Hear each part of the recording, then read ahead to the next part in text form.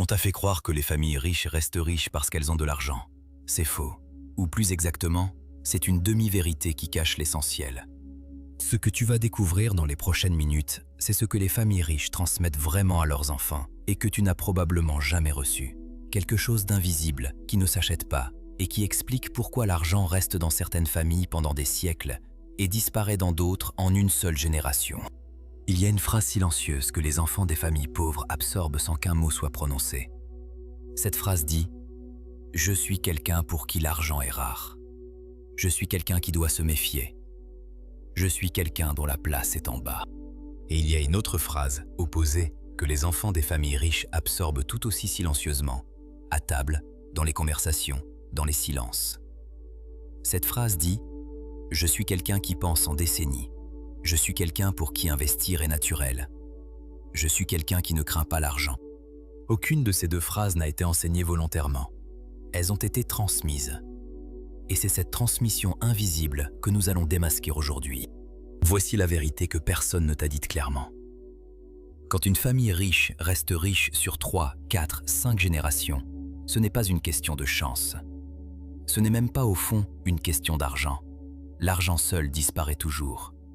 Les études le prouvent, et un proverbe que nous verrons tout à l'heure le confirme depuis des siècles.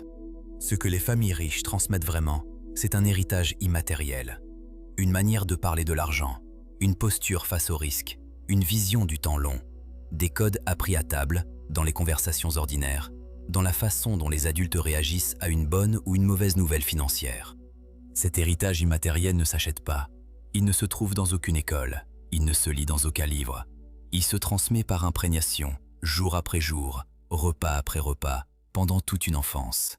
Et c'est lui, pas l'argent, qui permet à la richesse de se régénérer génération après génération. Voilà pourquoi cet héritage est avant tout une question d'identité. L'enfant d'une famille riche n'apprend pas seulement des chiffres ou des techniques, il absorbe une identité complète. Il devient, sans même le décider, quelqu'un pour qui la richesse est un état naturel.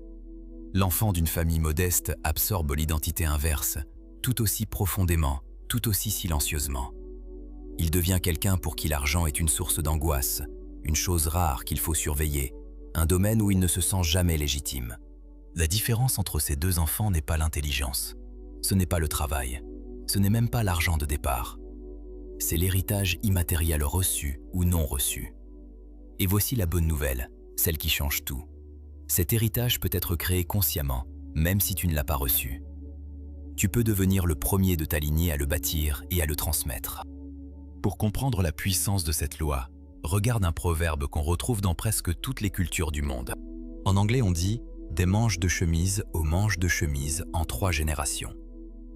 En italien, on dit « de l'étable aux étoiles aux étables ». En chinois, un proverbe presque identique existe depuis des siècles. En portugais, en espagnol, en arabe, on retrouve la même idée.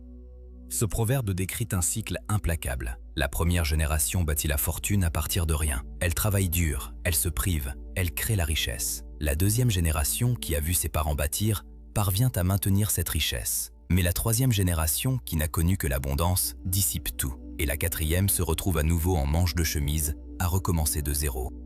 Pourquoi ce cycle se répète-t-il partout dans le monde, dans toutes les cultures, depuis des siècles? La réponse est simple et profonde. Parce que la première génération transmet l'argent à ses descendants, mais elle oublie de transmettre l'héritage immatériel qui a produit cet argent. Elle donne le fruit, mais pas la graine. Elle donne le résultat, mais pas l'identité qui l'a généré. Et les rares familles qui brisent ce cycle, celles qui restent prospères sur 7, 8, 10 générations, ne sont pas plus chanceuses que les autres. Elles ont simplement compris une chose, il faut transmettre les codes avant de transmettre les comptes. L'identité avant l'argent, la graine avant le fruit. Concrètement, de quoi est fait cet héritage immatériel? Voici 3 de ses composantes les plus puissantes. Première composante, le rapport au temps. Les familles riches pensent en décennies, parfois en générations. Quand elles prennent une décision financière, elles ne se demandent pas ce que ça rapporte ce mois-ci, mais ce que ça construit sur 20 ans. Cette vision longue est transmise à table, dans la façon dont on parle des projets, des investissements, de l'avenir. Deuxième composante, le rapport au risque. Dans une famille qui a un héritage immatériel, le risque mesuré n'est pas vu comme un danger, mais comme un outil. L'enfant entend ses parents parler d'investissement avec calme, pas avec peur. Il apprend que perdre parfois fait partie du jeu et que l'inaction est elle aussi un risque. Cette tranquillité face au risque devient une partie de son identité. Troisième composante, le rapport au langage de l'argent. Dans les familles qui transmettent cet héritage, on parle d'argent ouvertement, sans honte, sans tabou, sans drame. L'argent est un sujet normal de conversation. L'enfant grandit en sachant nommer les choses, comprendre les mécanismes, poser des questions.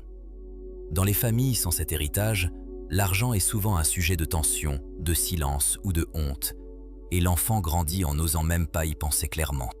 Le temps, le risque, le langage, 3 composantes invisibles, 3 codes qui valent infiniment plus que n'importe quelle somme transmise. Voici le protocole concret pour commencer à créer ton propre héritage immatériel, même si tu ne l'as pas reçu. Le protocole s'appelle les codes à table. Tu vas le pratiquer pendant 30 jours. Chaque jour, tu vas identifier et écrire dans un carnet un seul code immatériel que tu veux transmettre. Tu le transmettras à tes enfants si tu en as, et si tu n'en as pas, tu le transmettras à toi-même, comme un héritage que tu te crées et que tu pourras transmettre plus tard. Les codes peuvent toucher le rapport au temps. Par exemple, toute décision importante se juge sur 10 ans. Ils peuvent toucher le rapport au risque. Par exemple, ne jamais confondre la prudence et la peur. Ils peuvent toucher le langage. Par exemple, parler d'argent à la maison sans honte ni drame. Chaque fois que tu écris un code, tu prononces à voix haute une phrase. Cette phrase est « Je suis le premier, c'est par moi que ça commence ». Cette phrase grave dans ton identité la conscience que tu n'es plus un héritier qui attend, mais un fondateur qui crée. Au bout de 30 jours, tu auras 30 codes. Ce sera la première charte d'héritage immatériel de ta lignée, le premier document d'une transmission qui n'existait pas avant toi. Et le jour où tu transmettras cette charte, tu transmettras quelque chose d'infiniment plus précieux qu'une somme d'argent. Tu transmettras l'identité qui produit l'argent. Et tu auras une nouvelle phrase à te répéter chaque matin. Une phrase qui te sort de la position d'héritier en attente. Je ne suis plus celui qui attend un héritage d'argent. Je suis celui qui crée et transmet un héritage invisible à ceux qui viennent après moi. Cette phrase, dis-la chaque matin pendant 30 jours, à voix haute, avec conviction. Parce que ce que tu déclares avec ta voix, ton cerveau finit par y croire. Et ce que ton cerveau croit, ta vie finit par le construire. Tu cesses d'être le dernier d'une lignée qui n'a rien reçu. Tu deviens le premier d'une lignée nouvelle. Se restaurer, c'est comprendre ce que tu n'as pas reçu, sans en vouloir à ceux qui ne pouvaient pas te le donner. Bâtir, c'est créer consciemment l'héritage immatériel que personne ne t'a transmis. Transmettre, c'est devenir le premier maillon d'une chaîne de richesse qui traversera les générations après toi. Si cette vidéo a touché quelque chose en toi, abonne-toi pour ne rien manquer de la suite. Like si tu veux que je continue à creuser ces lois invisibles de l'héritage et de la richesse générationnelle. Et partage avec celui ou celle qui veut devenir le premier d'une lignée nouvelle.